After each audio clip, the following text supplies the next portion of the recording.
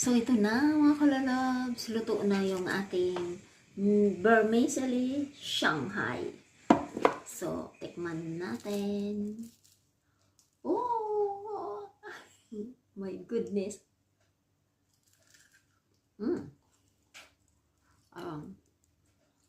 Vermicelli Shanghai. Yummy. Kahit walang sausawan, malinamnam na siya.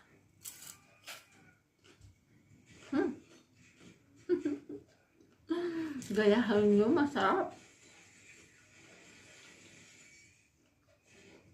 Wow.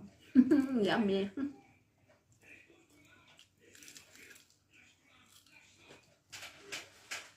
Malamig.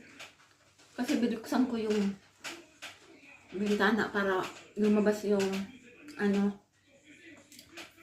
So, ito na yung ating wonton. Ilalagay ko yan sa freezer. Tapos hindi pa ako tapos. Nagluto lang ako kasi parang yummy siya. Yummy talaga.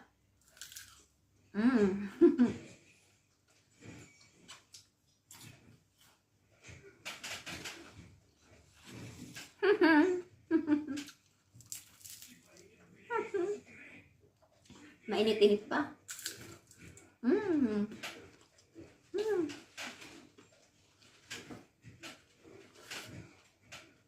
So, thank you so much for watching. Ayan ang aking niluto for today. So, bye! Ciao! Thanks for watching!